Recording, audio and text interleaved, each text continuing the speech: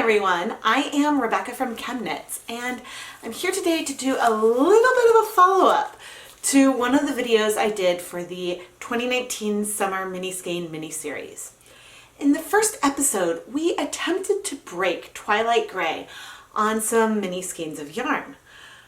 Unfortunately, what we saw was not breaking as much as we saw sort of a gradient of color, which is fine, but I knew from experience that you could see some really extreme breaking with this color. And we got all these shades of blue and then this sort of almost greenish gray to purple breaking using the exact same dye stock. This opened up a lot of questions. Now, granted, this yarn is 75% superwash merino, 25% nylon. These are platinum sock mini skeins from WOTA Dyepot. This is 100% Peruvian Highland wool, 100% wool, non-superwash from KnitPicks. So the bases are different.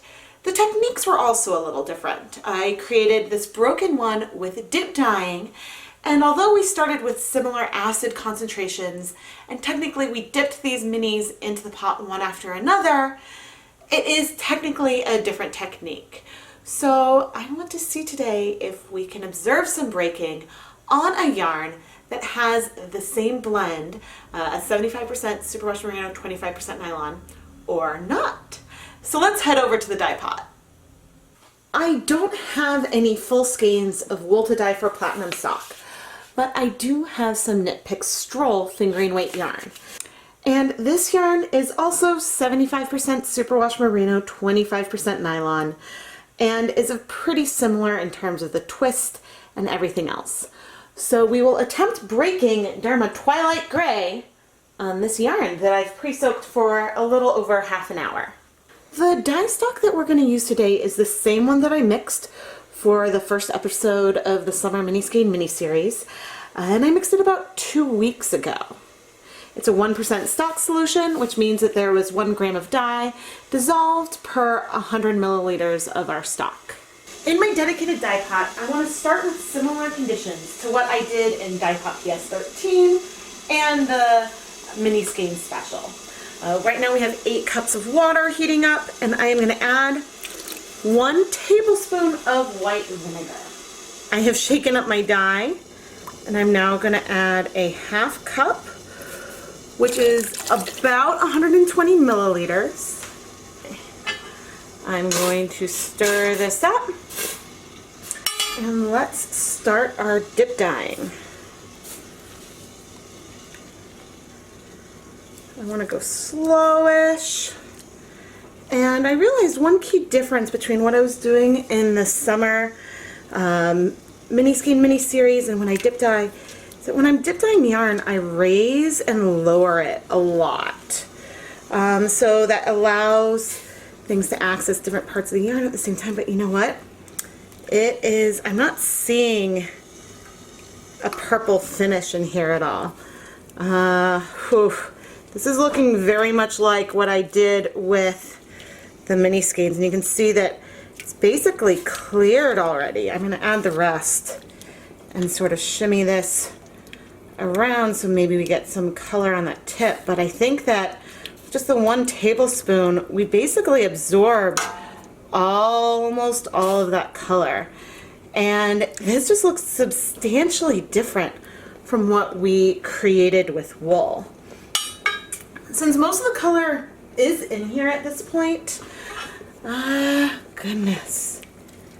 Yeah, that's basically all the color. I'm going to go ahead and add another 2 tablespoons of vinegar. One end might look a little purpley, but I think that this is more due to the dilution of the color versus breaking. So it looks like that the superwash quality of the yarn is a big factor here. I think that parts of this definitely sort of took some color from other parts. I definitely see some more blue hues and some more purple hues, but this is definitely not the kind of breaking that we saw on the 100% wool. But there's definitely more blue and more purple. But it's subtle. This is real subtle. We have enough dye. So I'm going to go ahead and pre-soak 2 other skeins. The Wool of the Andes worsted weight yarn, where we know that this color breaks, and then a superwash version of this same yarn. I added a little acrylic tie onto the superwash yarn so that way I could easily tell them apart. We are reset with 8 cups of water, 1 tablespoon of white vinegar, and I'm adding a ½ cup of the exact same dye stock. Exactly the same. And let's start dip dyeing.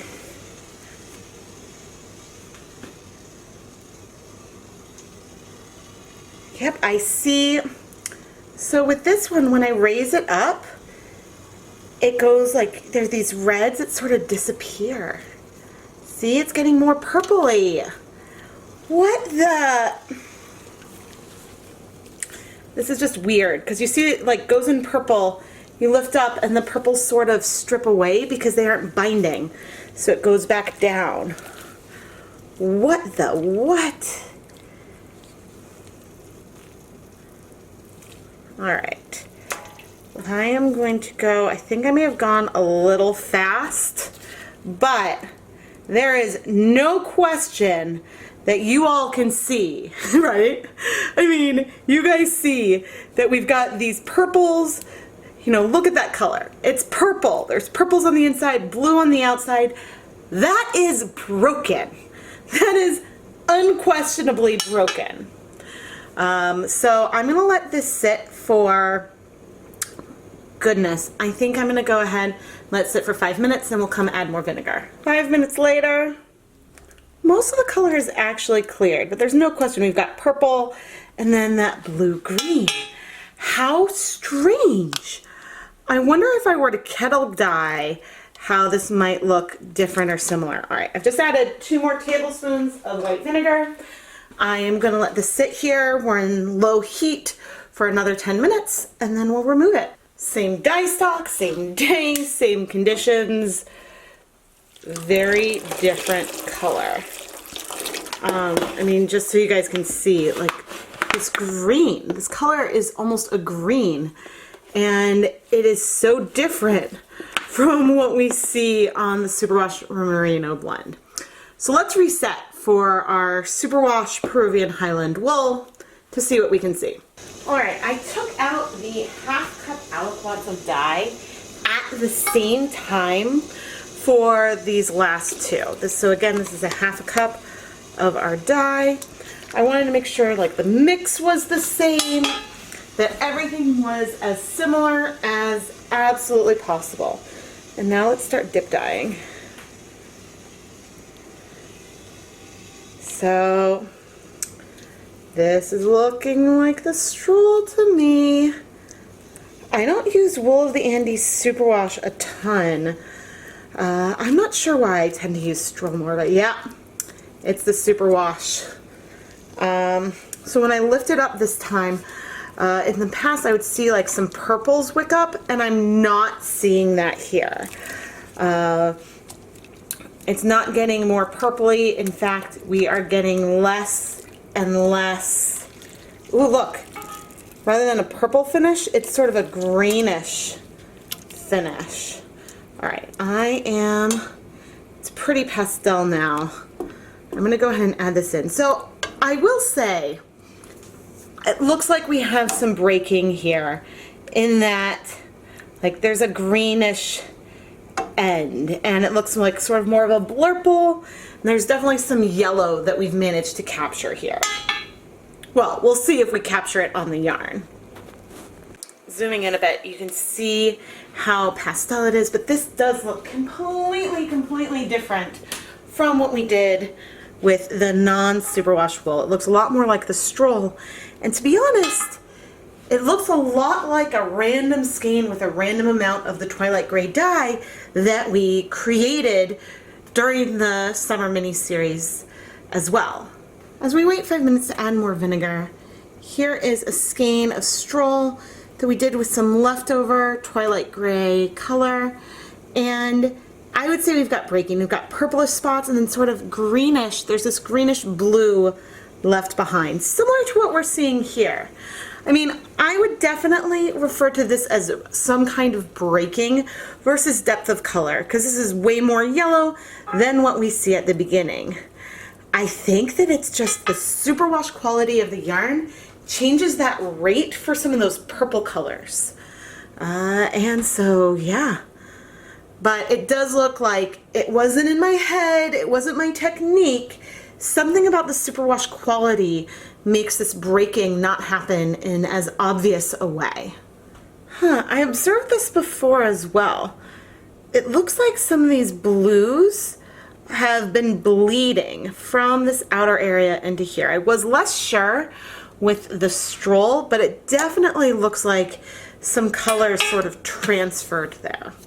And so let's go ahead and add another 2 tablespoons of white vinegar.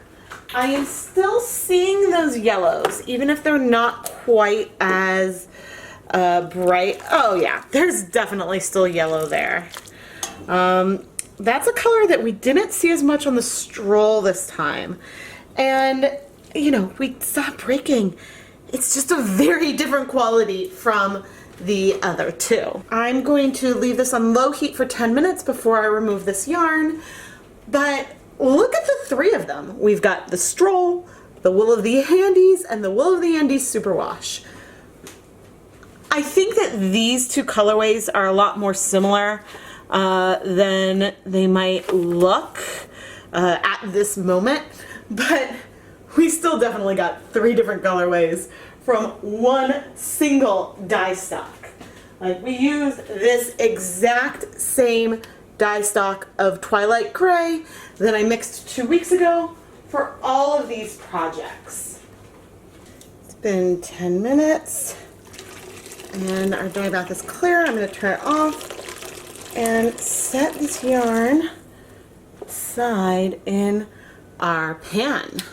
Now I just need to wait for all this to cool so that way we can wash it. I am still really amazed by the color difference between these 3 skeins. I suppose there could be more similarity between the 2 superwash ones, but I mean, it looks like, ooh, in the light I am seeing some like green on the stroll. It just seems like there's, wow, just a bit of a difference with how these all picked up color. Anyway, we'll review this all when they're dry, but first I do want to wash it to see if we have any bleeding. I'm going to add a little bit of clear dish soap to our rinse bath. Sometimes this addition helps sort of see any bleeding that could be happening, but I'm not really expecting. Oh, maybe we have a little bit of like a hint of something that almost feels dingy. So maybe it is a little bit of yellow coming out. Certainly the little acrylic tie did sort of absorb something, so that definitely could be rinsing out. It's got like a bit of a yellow stain to it. But, oh yeah, that's clear. So I'm going to rinse all this one more time, put the yarn through my spin dryer, and then we'll hang it up to dry and come back with some conclusions. Looking at all of the yarn dry, you can see a lot of differences between the 75% superwash merino, 25% nylon stroll base, 100% Peruvian Highland wool, Wool of the Andes worsted base, and the Wool of the Andes superwash base, which is just 100% superwash wool. These were all dip dyed in the same amount of Twilight Gray from the exact same dye stock. And yeah, these at first glance you're like, wow, these are all really, really different. We've got a lot of different shades. But if we start with the one that I had done first with dip dyeing the Wool of the Andes, we see almost like a teal or marine blue that goes all the way into the purple. On the stroll, we actually see some of that purple here in the middle. And towards the end, there's this almost greenish gray, which is way more saturated than what we see on the Wool of the Andes and is a slightly different hue but we do feel some of that breaking in here. And then finally at the other end, it ends up in a blue, which I guess is even more breaking. We didn't get all the way to the blue with the wool of the Andes. On the superwash 100% wool, it's very similar to the stroll. I don't see as much of that green towards this end, but I do have some of that gray, some more purpley blue hues. But then at the end, there's a little bit of blue, but we also have some yellow. There is some almost green to that end there. I'll pop up an image from when I was doing my mini skeins where we got all of these shades of blue. When I was adding the mini skeins in one after another, I really didn't feel breaking. I just felt shades of this blue-gray. Maybe there were some reds. It was a little hard to say for sure. We absolutely have the most, I guess, extreme breaking here because we've got more red on one side than the other. The other two, I would say we've definitely got breaking. There's definitely multiple hues in each of these. It just has that different feel. Ultimately, I think that there's a lot that you could do with this color, but I think it's important to keep in mind that commercial acid dyes are not food coloring. In food coloring, there are 5 really common dye molecules that are used in different combinations, and so it's a little easier to predict what's going to happen because those 5 molecules behave relatively consistency. Sure, there's differences between superwash and non-superwash yarns, but overall you can start to get a feel of it because there's only 5. With commercial acid dyes, there are a lot more, and companies aren't giving us a materials list to let us know what pigments are in each of the dye. And so therefore, I'm sure that if I went and did some research on dyes, maybe I could find some information. But there could be dozens of different compounds out there that are mixed together to create these colors. I'm not really sure. Because again, without an ingredients list, and why would a company ever share exactly what's in their dye? Because they want you to buy it from them. They don't want you to go and buy it from someone else. So yeah, I just think that there's many more compounds, and I know that I personally don't have a handle on them.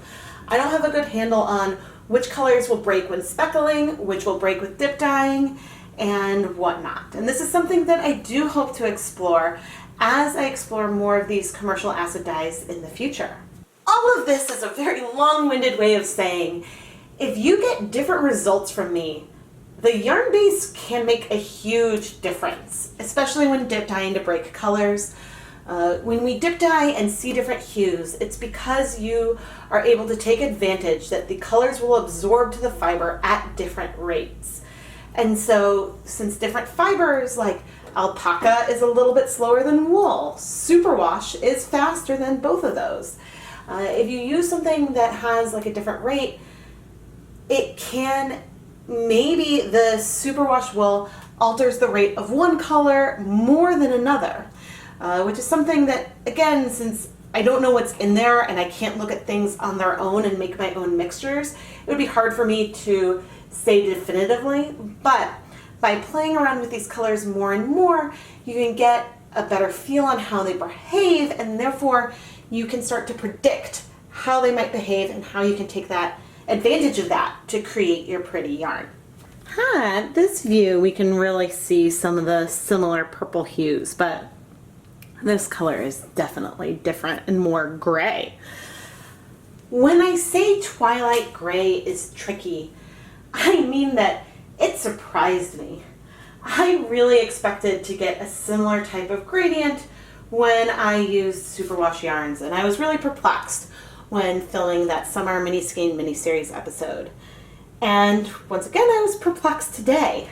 But I'm glad I had all these different yarn bases in my stash so we could look at this 3 different times in one day and see these drastically different results.